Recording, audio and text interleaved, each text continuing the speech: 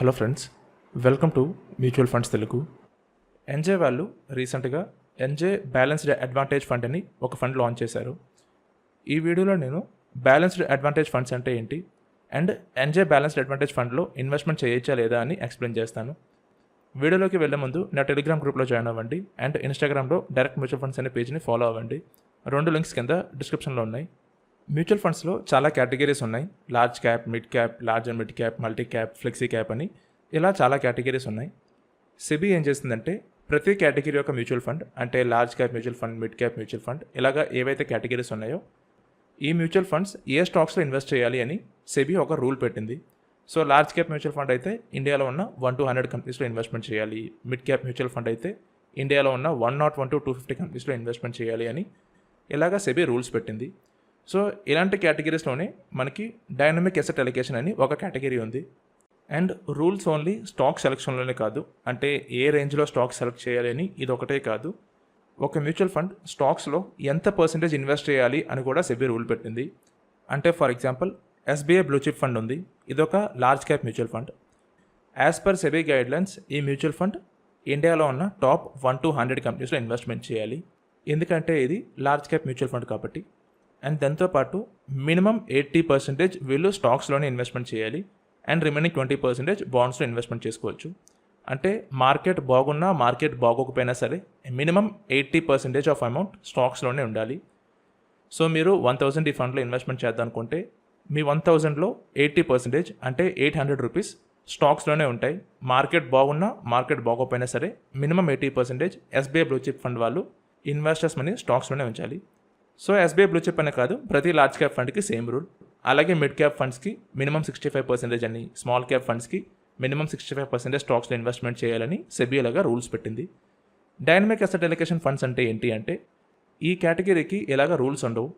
అంటే ఈక్విటీస్లో minimum 80% invest చేయాలి లేదా 65% ఇన్వెస్ట్ చేయాలి అని ఇలాగ రూల్స్ ఉండవు. సో మార్కెట్ బాగున్నప్పుడు వీళ్ళు ఈక్విటీస్లో 100% వరకు ఇన్వెస్ట్ చేసుకోవచ్చు. ఒకవేళ మార్కెట్ బాగలేదు అంటే డెట్ ఫండ్స్లో 100% వరకు ఇన్వెస్ట్మెంట్ చేసుకోవచ్చు.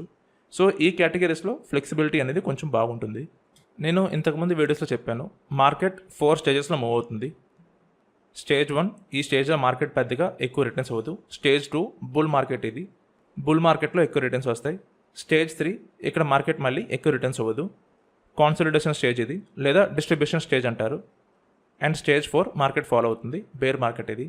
So dynamic asset allocation funds ఏం చేస్తాయి అంటే మార్కెట్ బాగున్నప్పుడు స్టాక్స్లో ఎక్కువ ఇన్వెస్ట్మెంట్ చేస్తారు సో దట్ ఇన్వెస్టర్స్కి ఎక్కువ రిటర్న్స్ రావాలి అని. అండ్ అలాగే మార్కెట్ బాగోలేనప్పుడు బాండ్స్లో ఎక్కువ ఇన్వెస్ట్మెంట్ చేస్తారు సో దట్ ఇన్వెస్టర్స్కి రిస్క్ అనేది తగ్గుతుంది అని. సో బ్యాలెన్స్ అడ్వాంటేజ్ ఫండ్స్ ఏం చేస్తాయి అంటే మార్కెట్ బాగున్నప్పుడు స్టాక్స్లో ఎక్కువ ఇన్వెస్ట్మెంట్ చేస్తాయి అండ్ మార్కెట్ బాగలేనప్పుడు డెట్ ఫండ్స్లో ఎక్కువ ఇన్వెస్ట్మెంట్ చేస్తాయి. సో సింపుల్ కాన్సెప్ట్ ఏంటి అంటే డైనమిక్ అసెట్ అలొకేషన్ ఫండ్స్లో రిస్క్ అనేది తక్కువ ఉంటుంది.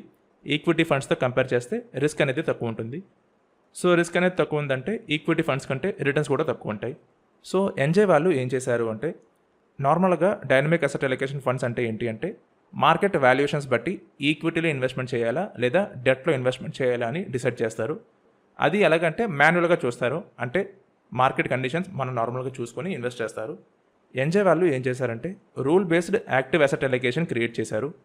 అంటే వీళ్ళు మాన్యువల్గా టైం టు టైం ఎకానమీ ఎలా ఉంది, స్టాక్స్ ఎలా ఉన్నాయి, ఇవన్నీ టైం టు టైం చూడకుండా వీళ్ళు ఒక సిస్టమ్ క్రియేట్ చేసుకున్నారు. So NJ mutual fund company ఒక అల్గోరిథం క్రియేట్ చేసుకుంది. ఆ అల్గోరిథం తగ్గట్టు మార్కెట్ కండిషన్స్ బట్టి అసెట్ అలొకేషన్ ఎలా క్రియేట్ చేయాలి, అంటే మార్కెట్ కండిషన్ బట్టి స్టాక్స్లో ఎంత పర్సెంటేజ్ ఇన్వెస్ట్ చేయాలి అండ్ అలాగే మార్కెట్ కానీ బాగోకపోతే బాండ్స్లో ఎంత పర్సెంటేజ్ ఇన్వెస్ట్ చేయాలి అని ఒక సిస్టమ్ క్రియేట్ చేసుకున్నారు. సో వీళ్ళకి ఆటోమేటిక్గా సిస్టమ్ చెప్తుంది ఎంత పర్సెంటేజ్ స్టాక్స్లో పెట్టాలి, ఎంత పర్సెంటేజ్ డెట్లో పెట్టాలి అని చెప్పి వీళ్ళు ప్రతిసారి మాన్యువల్గా చేయక్కర్లేదు, వీళ్ళకి సిస్టమ్ ఆటోమేటిక్గా చెప్తుంది. సో అసెట్ అలొకేషన్ అండ్ అలాగే స్టాక్ పికింగ్ కూడా, సో ఏ స్టాక్స్లో ఇన్వెస్ట్ చేయాలి, ఏ స్టాక్స్ ఎప్పుడు సెల్ చేయాలి, ఇది కూడా వీళ్ళకి సిస్టమే చెప్తుంది. So completely rule based investing ఇది. NJ balanced advantage fund completely rule based సిస్టమ్ని ఫాలో అవుతుంది. అసలు ఎన్జే మ్యూచువల్ ఫండ్ ఎవరు అంటే వీళ్ళు ఇండియాలో one of the largest mutual fund distributors. అంటే మ్యూచువల్ ఫండ్ ఏజెంట్స్ ఎవరైతే ఉన్నారో వాళ్ళని ఎన్జే హ్యాండిల్ చేస్తుంటుంది. సో ఇప్పటి వరకు ఎన్జే అనేది mutual fund distribution company and ఇప్పుడు మ్యూచువల్ ఫండ్ సొంతంగా లాంచ్ చేసుకున్నారు. అండ్ వీళ్ళు లాంచ్ చేసిన మ్యూచువల్ ఫండ్కి రెగ్యులర్ ఫండ్లో ఎక్స్పెన్స్ రేషియో 1.85, డైరెక్ట్ ఫండ్లో దానికంటే తక్కువ ఉంటుంది. సో మీరు ఇన్వెస్ట్మెంట్ చేసినప్పుడు డైరెక్ట్ ఫండ్లో ఇన్వెస్ట్ చేసుకోండి ఒకవేళ మీరు ఈ ఫండ్లో ఇన్వెస్ట్మెంట్ చేయాలనుకుంటే. అయితే రూల్ బేస్డ్ అప్రోచ్తో ఒక ప్రాబ్లం ఉంటుంది. ఇంతకుముందు మీరు కానీ విన్నట్టయితే ఆల్ఫా ఎస్ఐపి ఇవన్నీ చాలా పాపులర్ అయ్యాయి. లాస్ట్ ఇయర్ ఆల్ఫా ఎస్ఐపి అని ఎక్కడ పడితే అక్కడ మనం చూసాం. ఆల్ఫా ఎస్ఐపి అయినా రూల్ బేస్ అప్రోచ్ అయినా రెండు సిమిలర్ ఫామ్లానే ఫాలో అవుతాయి. వీళ్ళు ఏం చేస్తారంటే మార్కెట్ ఓవర్ వాల్యూడ్ ఉన్నప్పుడు స్టాక్స్ నుంచి బాండ్స్కి షిఫ్ట్ అవుతారు. అండ్ అలాగే మార్కెట్ అండర్ వాల్యూడ్ ఉన్నట్టయితే వీళ్ళు బాండ్స్ నుంచి ఈక్విటీస్కి షిఫ్ట్ అవుతారు.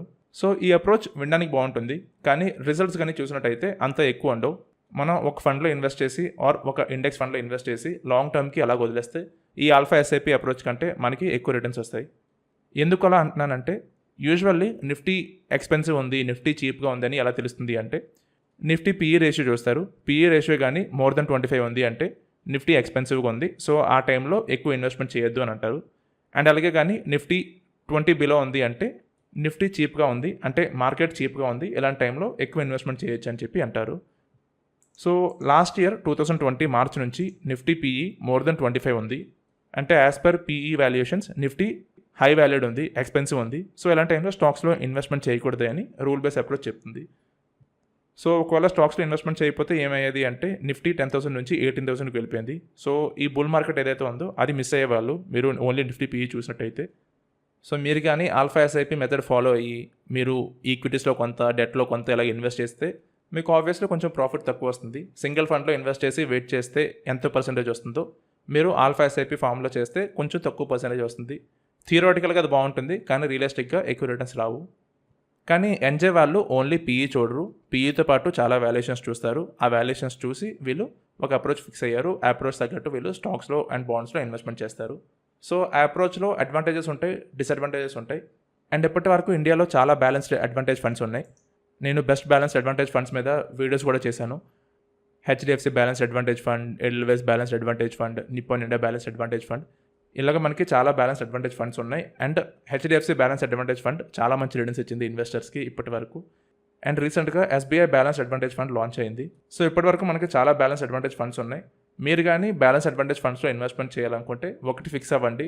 రిస్క్ తక్కువ ఉంటుంది, రిటర్న్స్ తక్కువ ఉంటాయి. సో మీరు రిటర్న్స్ ఎక్కువ ఎక్స్పెక్ట్ చేయకూడదు. మోస్ట్లీ అప్ టు 10% ఎక్స్పెక్ట్ చేయడం మంచిది. మీరు 3 to 5 years టైం పీరియడ్కి ఇన్వెస్ట్మెంట్ చేస్తాను, తక్కువ రిస్క్తో ఇన్వెస్ట్మెంట్ చేయాలి అనుకుంటే బ్యాలెన్స్ అడ్వాంటేజ్ ఫండ్ మీకు చాలా మంచిది. Better than fixed deposit returns వస్తాయి. అయితే ఎన్జే బ్యాలెన్స్ అడ్వాంటేజ్ ఫండ్లో ఇన్వెస్ట్మెంట్ చేయాలా ఆర్ ఇప్పటి వరకు ఉన్న ఫండ్స్లో ఇన్వెస్ట్మెంట్ చేయాలా అంటే ఇప్పటి వరకు మనకి చాలా మంచి ఫండ్స్ ఉన్నాయి, చాలా మంచి ప్రూవెన్ ఫండ్స్ ఉన్నాయి. మీరు ఆ ఫండ్లో ఇన్వెస్ట్మెంట్ చేసుకోవచ్చు. లేదు మీరు కొత్త ఫండ్లో ఇన్వెస్ట్మెంట్ చేస్తాను, తక్కువ ఎన్ఐవి ఫండ్ కావాలి అంటే మీరు ఎన్జే బ్యాలెన్స్ అడ్వాంటేజ్ ఫండ్లో ఇన్వెస్ట్మెంట్ చేసుకోవచ్చు. ఈ ఫండ్ 22 October వరకు 10 రూపీస్ ఎన్ఐవికి మార్కెట్లో అవైలబుల్గా ఉంటుంది. సో ఈలోపు ఎవరైనా ఇన్వెస్ట్ చేస్తే వాళ్ళకి 10 రూపీస్ ఎన్ఐవికి ఫండ్ అనేది వస్తుంది. ఈ ఫండ్లో మినిమం ఇన్వెస్ట్మెంట్ 500 రూపీసే.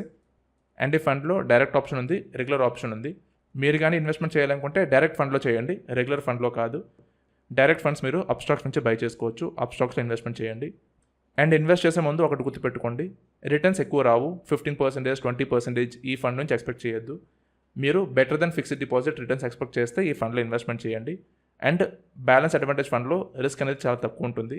సో మీకు returns better than fixed deposit వస్తాయి, అంతకంటే ఎక్కువ రిటర్న్స్ ఎక్స్పెక్ట్ చేయొద్దు. ఎక్కువ రిటర్న్స్ వస్తాయని ఎవరైనా చెప్పినట్టయితే మీరు అది నమ్మద్దు, బికాస్ బ్యాలెన్స్ అడ్వాంటేజ్ ఫండ్స్ ఎక్కువ రిటర్న్స్ అవ్వవు. మీకు చాలా తక్కువ రిస్క్తో ఫిక్స్డ్ డిపాజిట్ కంటే మంచి రిటర్న్స్ రావాలి అంటే బ్యాలెన్స్ అడ్వాంటేజ్ ఫండ్స్లో ఇన్వెస్ట్ చేసుకోవచ్చు. అది ఏ బ్యాలెన్స్ అడ్వాంటేజ్ ఫండ్ అయినా సరే మీ ఇష్టం. మీరు ఎన్జే బ్యాలెన్స్ అడ్వాంటేజ్ ఫండ్లో ఇన్వెస్ట్మెంట్ చేయాలనుకుంటే ఎడెల్వైస్ బ్యాలెన్స్ అడ్వాంటేజ్ ఫండ్ని ఒకసారి చూడండి. ఈ 2 ఫండ్స్ని కంపేర్ చేసి మీరు ఇన్వెస్ట్మెంట్ చేసుకోవచ్చు.